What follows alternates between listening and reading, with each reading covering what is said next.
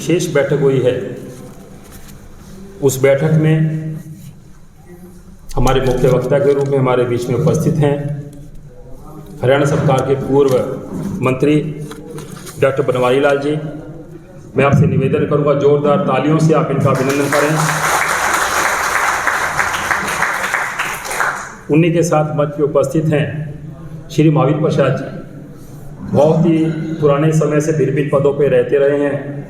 सिरसा लोकसभा से हमारे प्रत्याशी भी रह चुके हैं। जोरदार तालियों से उनका अभिनंदन स्वागत।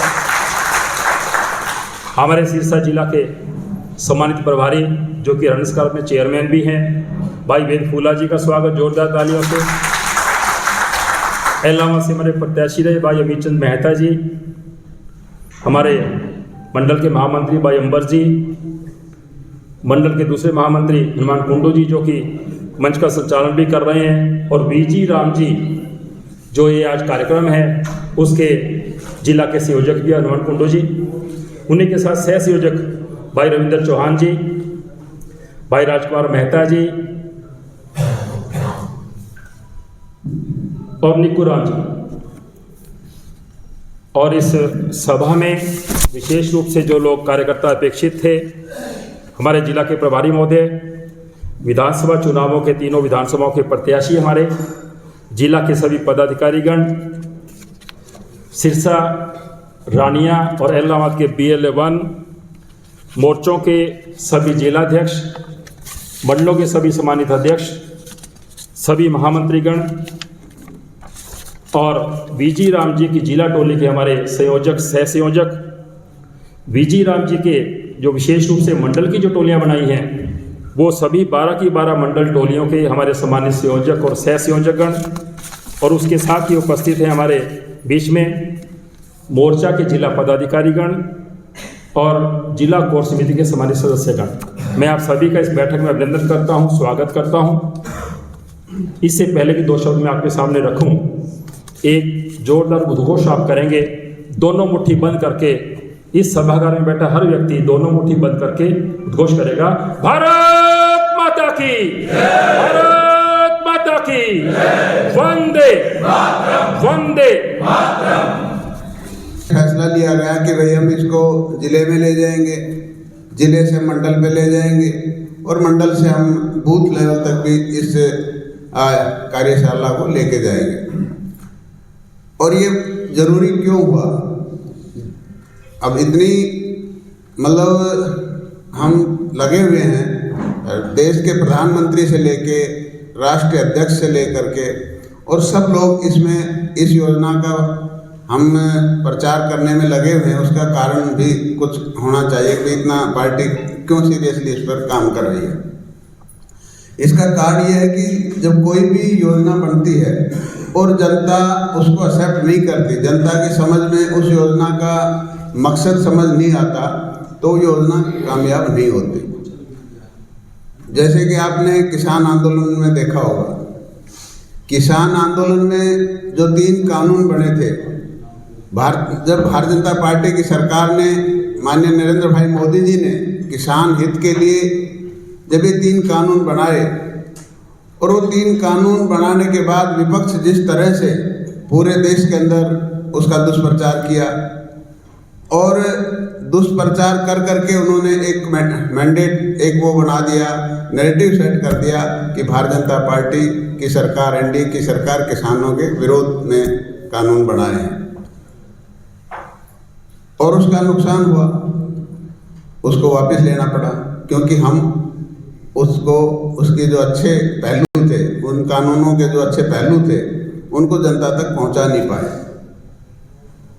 तो आज जब ये नई कानून बना है विकसित भारत जी राम जी, तो इसके ऊपर भी कांग्रेस ने पूरा जोर लगा रखा है, विपक्ष ने पूरा जोर लगा रखा है कि ये योजना गलत है, ये गरीब आदमियों के विपरीत है, उनके खिलाफ है, उनको इसका लाभ नहीं मिलेगा, उनको इसका नुकसान होगा।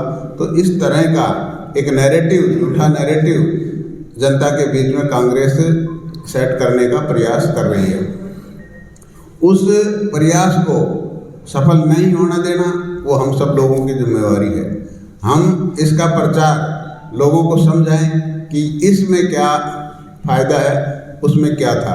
दोनों के डिफरेंस हमें पता होना चाहिए कि भाई इस योजना से ये लाभ होंगे, उसमें ये कमियां थी।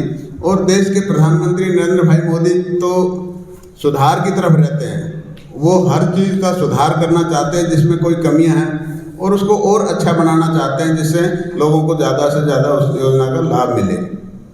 आपने पहले देखा होगा, अभी जो हमारी आईपीसी की धाराएं थी उनमें भी बदलाव किया गया है, क्योंकि उनमें कई ऐसे थे जो आम जनता को उनका नुकसान ज़्यादा होता है।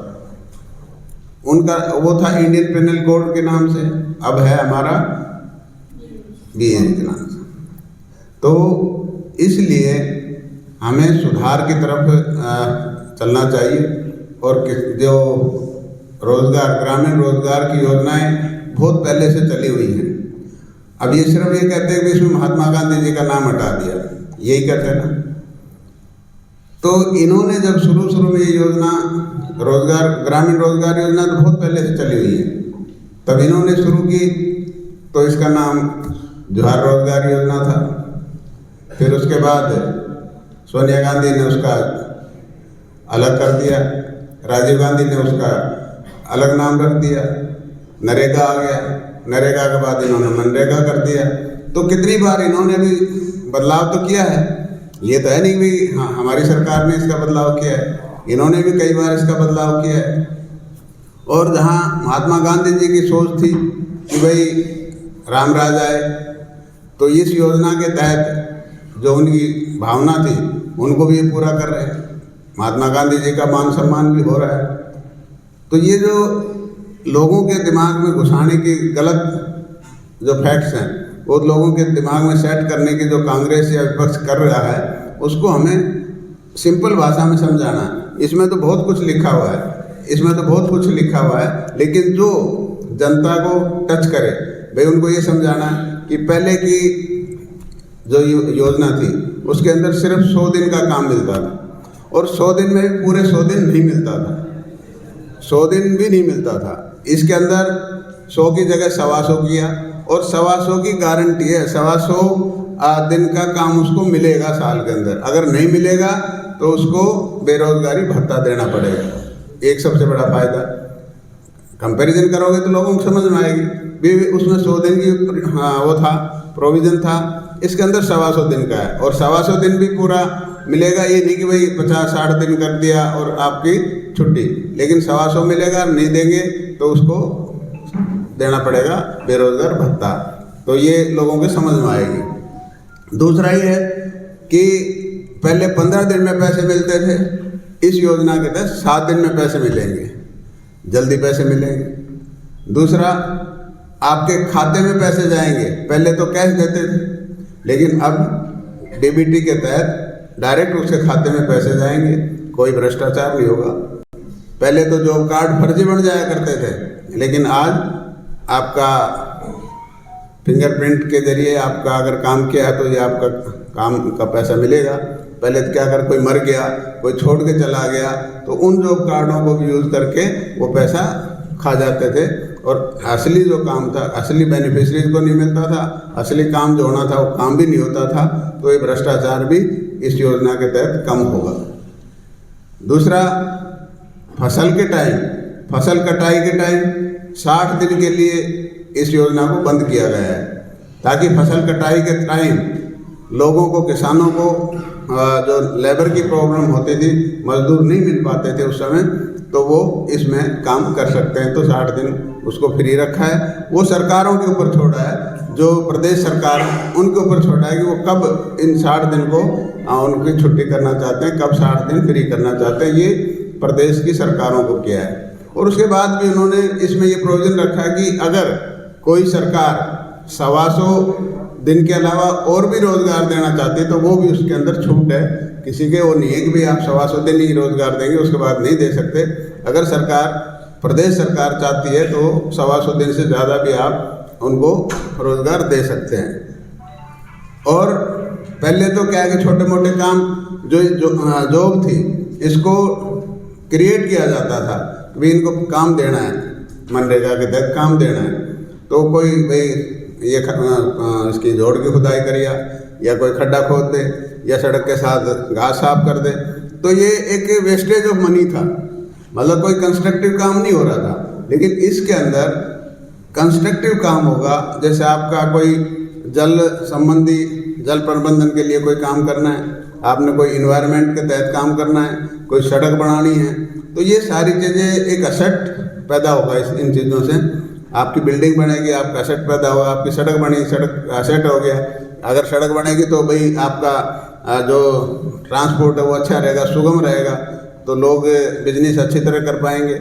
पानी का प्रबंधन है, इन्वायरमेंट के ऊपर अगर मान लो आपका काम हो रहा है, तो वो सब एक असेट देश के लिए, हमारे लिए एक असेट पैदा होगा, ताकि हम जो देश के प्रधानमंत्री नरेंद्र भाई मोदी जी 2047 तक का जो विजन है कि विकसित भारत बनाना है, तो ये सारी चीज़ें उसमें हमारी सहयोगी होंगी। तो जो ये योजना है ये पहले वाली योजना से बेहतर है। अब जो अगर हमारी ये टेक्निकल बातें हम लोगों को बताएंगे तो उनके समझ में नहीं आएंगी। उनको तो ये है कि योजना के नाम बदलने से कोई फर्क नहीं पड़ता, योजना का कोई नाम हो।